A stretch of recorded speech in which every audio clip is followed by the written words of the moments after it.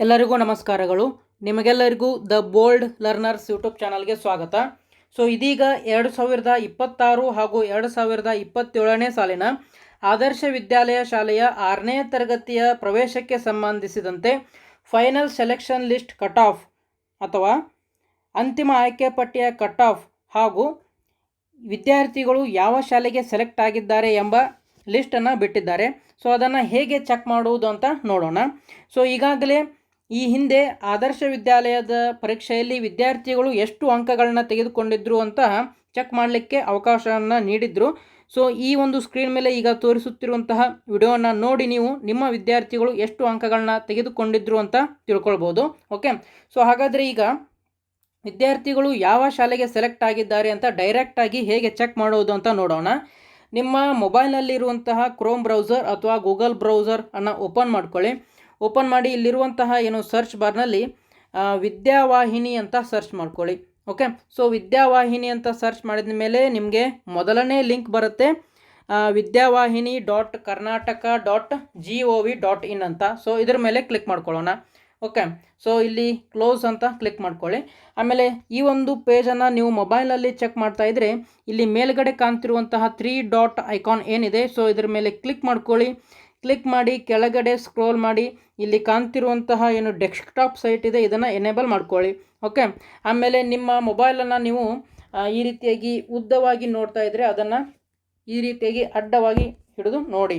Okay, ಇದೆಲ್ಲ ಆದಮೇಲೆ ಇಲ್ಲಿ ಕೆಳಗಡೆ ಆದರ್ಶ ವಿದ್ಯಾಲಯ ಅಂತ ಏನು ನಿಮಗೆ ಕಾಣಿಸಿಗುತ್ತೆ ಇದರ ಮೇಲೆ ಕ್ಲಿಕ್ ಮಾಡ್ಕೊಳ್ಳೋಣ.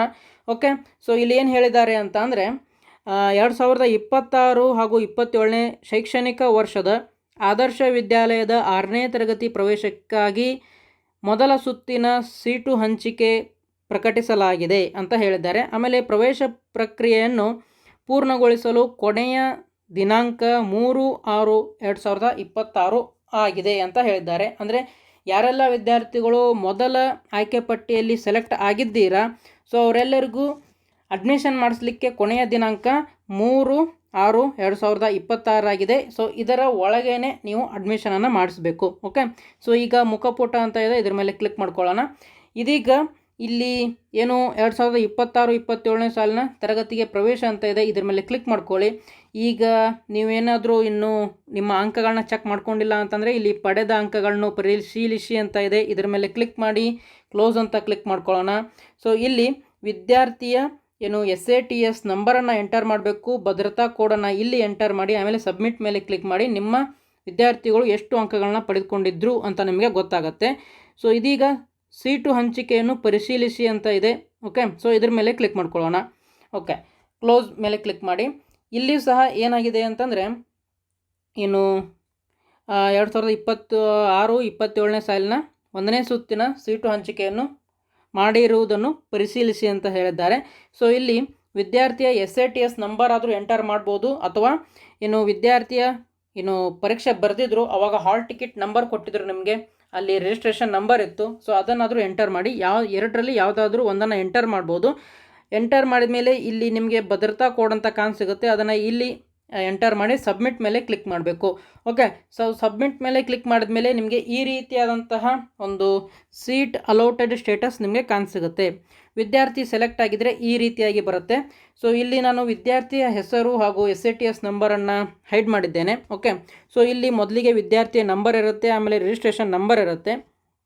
ವಿದ್ಯಾರ್ಥಿಯು 2026-27ನೇ ಸಾಲಿನಲ್ಲಿ ಆದರ್ಶ ವಿದ್ಯಾಲಯ ಆಯ್ಕೆ ಪಟ್ಟಿಯಲ್ಲಿ ಸದರಿ ಸುತ್ತಿನಲ್ಲಿ ಆಯ್ಕೆಯಲ್ಲಿ GM ಜನರಲ್ ಕೆಟಗರಿ, OT ಅಂದರೆ ಅದರ್ಸ್, ಆಮೇಲೆ ಕನ್ನಡ ಕೆಟಗರಿಯಲ್ಲಿ ಅಡಿಯಲ್ಲಿ ಆದರ್ಶ ವಿದ್ಯಾಲಯ RMSA ಮೆಕಲಿ ಅಟ್ ಪೋಸ್ಟ್ ಮೆಕಲಿ ರಾಯಬಾಗ್ ಈ ಒಂದು ಶಾಲೆಗೆ ಈಗ ನಾನು ಚೆಕ್ ಮಾಡಿರುವಂತಹ ವಿದ್ಯಾರ್ಥಿ ಸೆಲೆಕ್ಟ್ ಮಾಡಲಾಗಿದೆ. ಓಕೆ, ನಿಮಗೂ ಸಹ ಈ ರೀತಿಯಾಗಿ ಸೆಲೆಕ್ಟ್ ಆಗಿದ್ದರೆ ನಿಮಗೆ ಕಾಣಿಸಿಗುತ್ತೆ. ಆಮೇಲೆ ಪ್ರವೇಶ ಪಡೆಯಲು ಕೊನೆಯ ದಿನಾಂಕ 3 ಜೂನ್ 2026 5 ಗಂಟೆ PM ಸಂಜೆ. ಓಕೆ, 3 ಜೂನ್ 2026 ಒಳಗೆ ನೀವು ಸೆಲೆಕ್ಟ್ ಆಗಿದ್ದರೆ ಹೋಗಿ ಸಂಬಂಧಿತ ದಾಖಲಾತಿಗಳನ್ನ ತೆಗೆದುಕೊಂಡು ಹೋಗಿ ಅಡ್ಮಿಷನನ್ನು ಮಾಡಿಸಬೇಕು. ಓಕೆ, ಆಮೇಲೆ ನಿಮಗೆ ನಿಮ್ಮ ತಾಲೂಕಿನಲ್ಲಿ ಇರುವಂತಹ ಶಾಲೆಯಲ್ಲಿ ಎಷ್ಟು ಕಟ್ ಆಫ್ ನಿಂತಿದೆ ಅಂತ ತಿಳ್ಕೊಳ್ಬೇಕು ಅಂತ ಇದ್ದರೆ ಇಲ್ಲಿ ಮತ್ತೆ ಇದೇ ಪೇಜ್ಗೆ ಬಂದಿದ್ದೇನೆ ನಾನು. ಇದ್ರ ಮೇಲೆ 6ನೇ ತರಗತಿಗೆ ಪ್ರವೇಶ ಅಂತ ಇದೆ, ಇದ್ರ ಮೇಲೆ ಕ್ಲಿಕ್ ಮಾಡ್ಕೊಳ್ಳೋಣ. 1ನೇ ಸುತ್ತಿನ ಕಟ್ ಆಫ್ ಅಂತ ಇದೆ. ಓಕೆ, ಸೊ ಇದ್ರ ಮೇಲೆ ಕ್ಲಿಕ್ ಮಾಡ್ಕೊಳ್ಳಿ. ಸೊ ಕ್ಲಿಕ್ ಮಾಡಿದ ಮೇಲೆ ನಿಮಗೆ ಒಟ್ಟು 74 ಪೇಜ್ಗಳಿರುವಂತಹ PDF ಪೇಜ್ ನಿಮಗೆ ಕಾಣಿಸಿಗುತ್ತೆ. ಓಕೆ, ಸೊ ಇಲ್ಲಿ ಏನು ಕೊಟ್ಟಿದ್ದಾರೆ ಅಂತಂದರೆ ಎಲ್ಲ ತಾಲೂಕಿನಲ್ಲಿರುವಂತಹ ಶಾಲೆಗಳಲ್ಲಿ ಎಷ್ಟೆಷ್ಟು ಕಟ್ ಆಫ್ ನಿಂತಿದೆ ಅಂತ ಕೊಟ್ಟಿದ್ದಾರೆ. ಅಂದರೆ ಯಾವ ಯಾವ ಕೆಟಗರಿಗೆ ಎಷ್ಟೆಷ್ಟು ಅಂಕಗಳನ್ನ ತೆಗೆದುಕೊಂಡ್ರೆ ವಿದ್ಯಾರ್ಥಿಗಳು ಸೆಲೆಕ್ಟ್ ಆಗ್ತಾರೆ ಅಂತ ನೀವು ಈ ಒಂದು PDF ನೋಡಿ ತಿಳ್ಕೊಳ್ಬೋದು. ಫಾರ್ ಎಕ್ಸಾಂಪಲ್, ಓಪನ್ ಮಾಡಿದ ತಕ್ಷಣ ನಿಮಗೆ ಇಲ್ಲಿ ಬೆಳಗಾವಿ ಜಿಲ್ಲೆಯದು ಕಾಣಿಸಿಗುತ್ತೆ. ಹಾಗೆ ಸ್ಕ್ರೋಲ್ ಮಾಡ್ತಾ ಹೋದರೆ ಎಲ್ಲ ಜಿಲ್ಲೆಯದು ಕಾಣಿಸಿಗುತ್ತೆ, ಎಲ್ಲ ತಾಲೂಕಿನದ್ದು. ಇದನ್ನು ಯಾವ ರೀತಿಯಾಗಿ ನೋಡುವುದು ಅಂತ ಅಂದರೆ, ಫಾರ್ ಎಕ್ಸಾಂಪಲ್ ಈಗ ನಾನು ಬೆಳಗಾವಿ ಜಿಲ್ಲೆಯ ರಾಮದುರ್ಗ ತಾಲೂಕಿನಲ್ಲಿರುವಂತಹ ಶಾಲೆಗೆ ಎಷ್ಟು ಕಟ್ ಆಫ್ ನಿಂತಿದೆ ಅಂತ ನಿಮಗೆ ತೋರಿಸ್ತೀನಿ ನಾನೀಗ. ಓಕೆ, ಸೊ ಇಲ್ಲಿ ಗ್ರೂಪ್ ಅಂತ ಕೊಟ್ಟಿದ್ದಾರೆ. ಗ್ರೂಪ್ ಅಂತಂದರೆ ನೀವು ಇಲ್ಲಿ ಕ್ಯಾಟಗರಿ ಅಂತ ತಿಳ್ಕೊಳ್ಬೋದು. ಸೊ ಇಲ್ಲಿ GM ಜನರಲ್, ಆಮೇಲೆ SCA, SCB, SCC, ST, category 1, okay, ಆಮೇಲೆ 2A, 2B, 3A, 3B ಅಂತ ಇಲ್ಲಿ ಒಂದು ಲೆಫ್ಟ್ ಸೈಡಲ್ಲಿ ಕ್ಯಾಟಗರಿಗಳನ್ನು ಕೊಟ್ಟಿದ್ದಾರೆ. ಓಕೆ, ಹಾಗೆ ಇಲ್ಲಿ ಈ ಒಂದು ರಾಮದುರ್ಗ ಶಾಲೆಯಲ್ಲಿ GM ಜನರಲ್ ಕ್ಯಾಟಗರಿಗೆ ಎಷ್ಟು ಕಟ್ ಆಫ್ ನಿಂತಿದೆ ಅಂತ ನೋಡೋದಾದರೆ 83 ಅಂಕಗಳಿಗೆ ಕಟ್ ಆಫ್ ನಿಂತಿದೆ. ಒಂದು ವೇಳೆ ವಿದ್ಯಾರ್ಥಿಗಳೇನಾದರೂ ಫಿಸಿಕಲಿ ಹ್ಯಾಂಡಿಕ್ಯಾಪ್ಡ್ ಇದ್ದರೆ ಅವ್ರಿಗೆ 49, ಆಮೇಲೆ ಕನ್ನಡ ಮೀಡಿಯಂ 83, ಫೀಮೇಲ್ಗೂ ಸಹ 83, ಆಮೇಲೆ SCA ಇದಕ್ಕೆ 66 ಅಂಕಗಳನ್ನ ಕಟ್ ಆಫ್ ಮಾರ್ಕ್ಸ್ ನಿಂತಿದ್ದಾರೆ. ಅಂದರೆ ಈ ಒಬ್ಬ ವಿದ್ಯಾರ್ಥಿ ಫಾರ್ ಎಕ್ಸಾಂಪಲ್ SCA ಒಂದು ಕ್ಯಾಟಗರಿಗೆ ಸೇರಿದರೆ ಅವನಿಗೆ 66 ಅಂಕಗಳು ಬಿದ್ದಿದ್ರೆ ಸೆಲೆಕ್ಟ್ ಆಗ್ತಾರೆ. ಆಮೇಲೆ 66ಕ್ಕಿಂತ ಹೆಚ್ಚಿಗೆ ಬಿದ್ದರೂ ಸೆಲೆಕ್ಟ್ ಆಗ್ತಾರೆ. 67, 68 ಒಟ್ಟು ಹೆಚ್ಚಿಗೆ ಬಿದ್ದರೂ ಸೆಲೆಕ್ಟ್ ಆಗ್ತಾರೆ ಅಂತ ಅರ್ಥ. ಹಾಗೆ ಕೆಳಗಡೆ ಸ್ಕ್ರೋಲ್ ಮಾಡಿ, ಇಲ್ಲಿ 2A ಕ್ಯಾಟಗರಿಗೆ ಆ ಒಂದು ವಿದ್ಯಾರ್ಥಿ ಸೇರಿದರೆ ಇಲ್ಲಿ 81 ಅಂಕಗಳು ಕಟ್ ಆಫ್ ನಿಂತಿದೆ.